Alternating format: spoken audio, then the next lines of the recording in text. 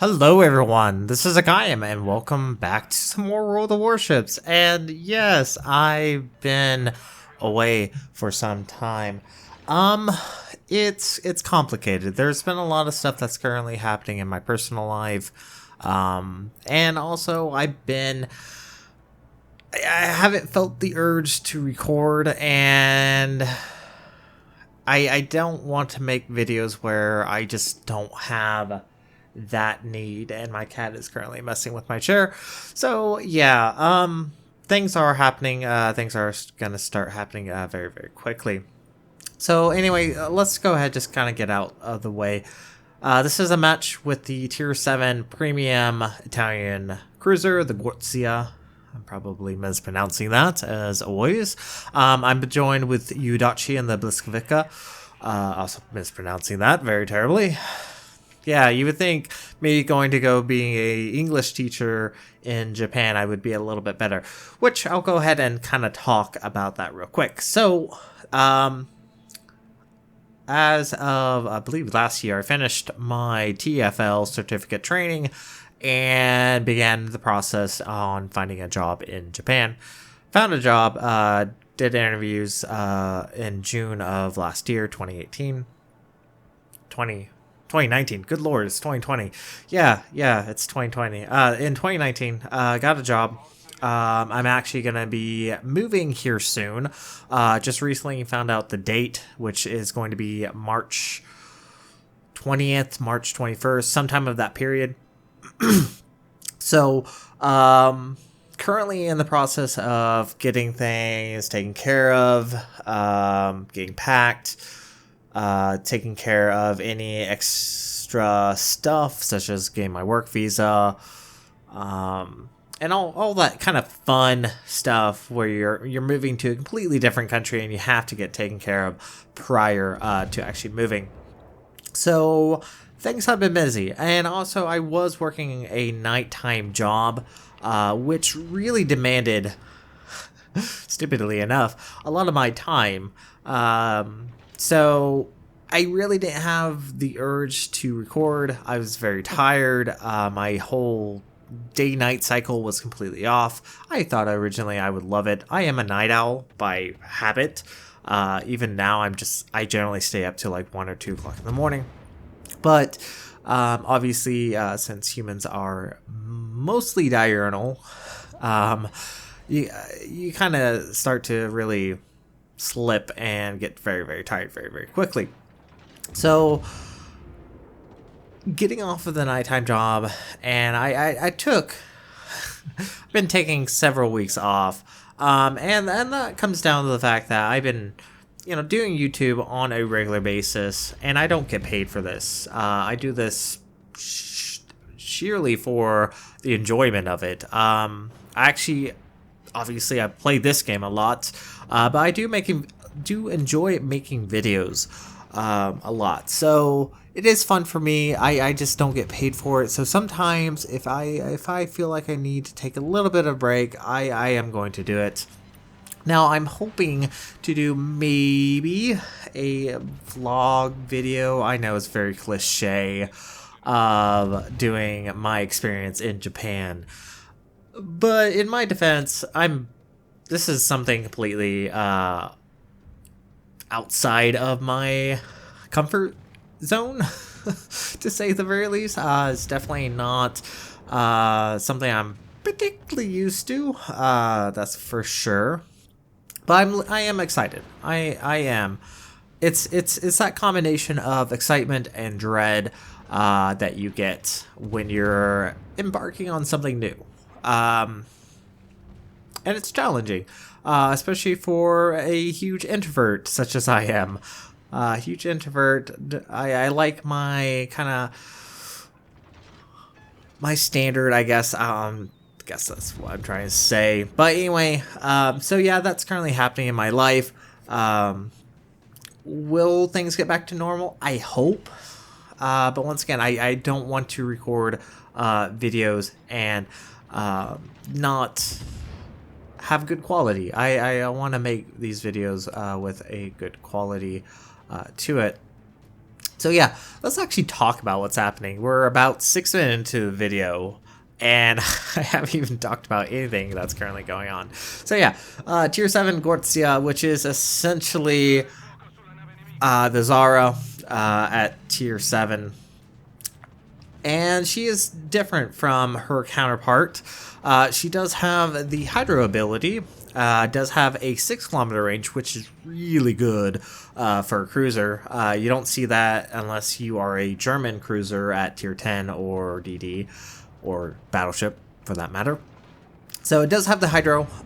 It does obviously have the smoke and does have the spotter plane, which is nice. Sap Shell is still fantastic against destroyers. No real big surprise there. The only other downside of the Gorizia that's different is she doesn't have the torpedoes. She has no torpedoes to speak of. Granted, Italian cruiser, your torpedoes aren't very useful. They're not used very, very often. They're kind of, let's see what happens, throw enough shite at the wall and something might stick. So definitely not something you use very, very often. But overall, she's very similar to her counterpart, the Zara, which, I mean, it's not bad. I'm still not a huge fan of the Italian cruisers at all. I find them to be very lackluster. Yes, they're fantastic against destroyers. But it's not very common that you're always going to get a chance to shoot at destroyers. They're fantastic against light cruisers. As at the very beginning of this battle, you saw that I got 7k off that York. And we actually did manage to get the special ability of the captain there, which does increase the range, which is really super nice. The special skills on this captain isn't overly useful. The other two skills are, if you're in a Confederate, you get increase to your consumable action time, and if you earn Confederate, you get a reduction on your reload rate, which is nice, but Confederate's not a very easy medal to get. So it's not very common that you're actually going to get Confederate.